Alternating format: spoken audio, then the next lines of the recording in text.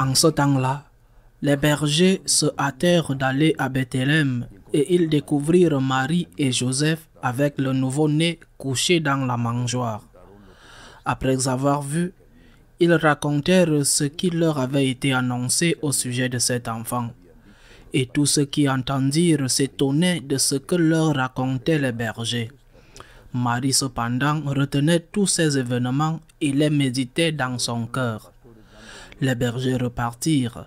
Ils glorifiaient et louaient Dieu pour tout ce qu'ils avaient entendu et vu selon ce qui leur avait été annoncé. Quand fut arrivé le 8e jour, celui de la circoncision, l'enfant reçut le nom de Jésus, le nom que l'ange lui avait donné avant sa conception. Acclamons la parole de Dieu. Nous commençons l'année, bonne et sainte année à tous. Nous commençons l'année dans la main de la Vierge. Quelle meilleure façon de commencer l'année. Aujourd'hui, l'Église célèbre la solennité de Marie, Mère de Dieu. Un dogme qui a été contesté.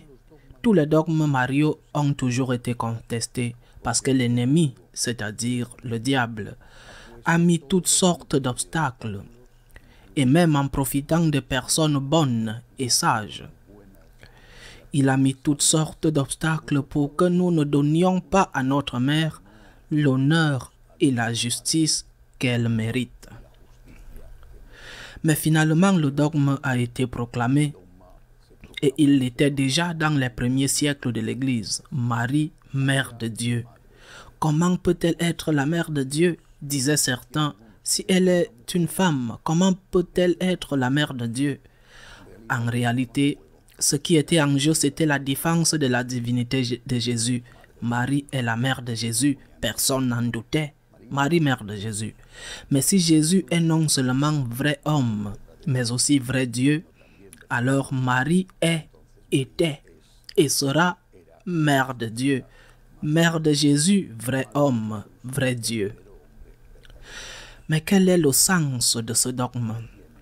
Quelle est la signification de la maternité divine de Marie? Bien sûr, ce n'est pas équivalent. Cela ne fait pas de Marie une déesse, une sorte de déesse, mère de Dieu ou de la nature. Non. Marie est la mère de Jésus. Elle l'adore comme Dieu. Elle prend soin de lui comme homme. Il est son Dieu et sa créature. Il est son Dieu et son Fils. Et donc, elle nous enseigne un chemin. Les dogmes ont toujours de nombreuses conséquences pratiques. Marie nous enseigne le chemin de comment doit être notre relation avec Dieu. En tant que créature, elle, une femme, elle adorait, respectait, obéissait à son Dieu. En tant que créature, elle a accompli, par exemple, les 3 premiers commandements. Tu aimeras Dieu par-dessus tout, tu ne prendras pas le nom de Dieu en vain, ou tu sanctifieras les fêtes. La voie juive était différente de la nôtre, mais le commandement est toujours valable. En tant que créature, elle savait bien quelle était la place de Dieu et quelle était sa place. Elle n'était pas une déesse. Elle n'a jamais voulu être une déesse, elle s'est toujours présentée comme la servante du Seigneur. Mais en tant que mère de Dieu, elle avait une mission. Elle devait s'occuper de son fils, prendre soin de lui. Je crois que c'est le chemin que la Vierge Marie nous enseigne. Et qu'aujourd'hui, quand nous proclamons ce dogme, le premier jour de l'année, nous devons nous souvenir, nous devons adorer Dieu, l'adorer. Dieu est Dieu, nous devons lui obéir, le respecter, lui donner la première place dans la vie.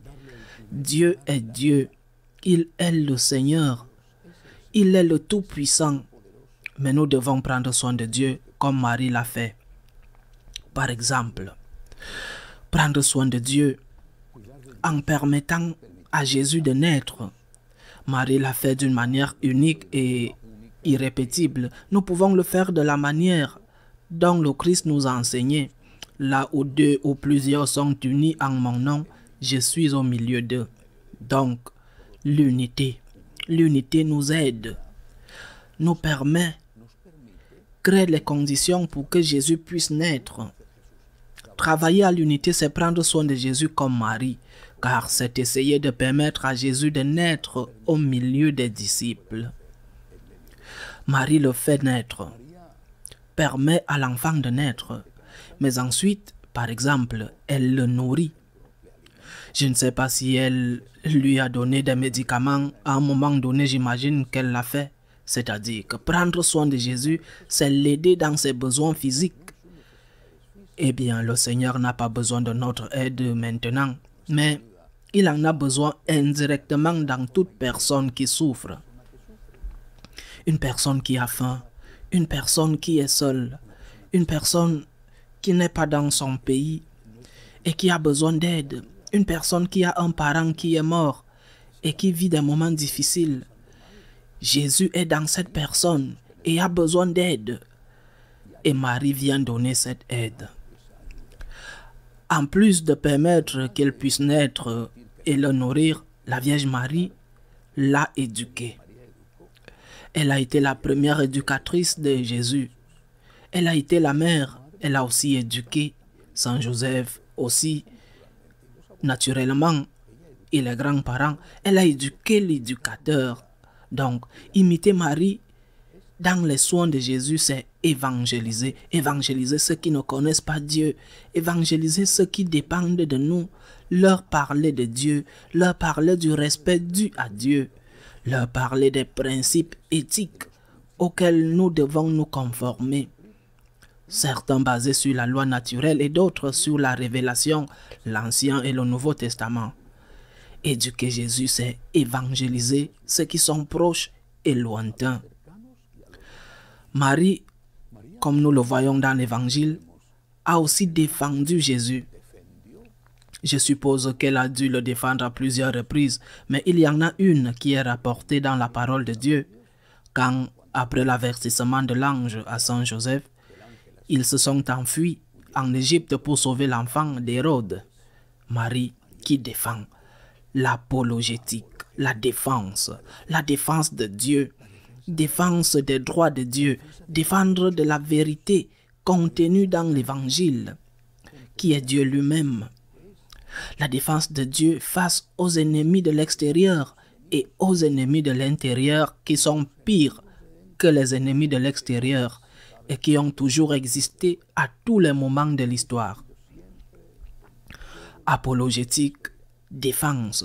Une défense bien sûr, comme il se doit, comme l'a fait la Vierge, une défense pacifique, pas une défense d'insulte, pas une défense de violence, mais une défense courageuse. La Vierge Marie n'est pas restée sans rien faire, Saint Joseph non plus, en attendant que les soldats d'Hérode viennent tuer l'enfant. Elle a fait ce qu'il avait à faire. Elle a sauvé son fils. Nous devons faire de même. Et enfin, la Vierge Marie qui s'unit à son fils dans l'Eucharistie et sur la croix. Nous aussi, prenons soin de Jésus. Jouons le rôle de sa mère en nous unissant à lui dans l'Eucharistie, avec la communion et en nous unissant à lui sur la croix, en acceptant les problèmes de chaque jour. Pour toi, Jésus, pour toi, Seigneur, pour être unis à toi, pour te montrer en embrassant cette croix, sans la renier, et en portant cette croix avec joie pour te montrer que je t'aime.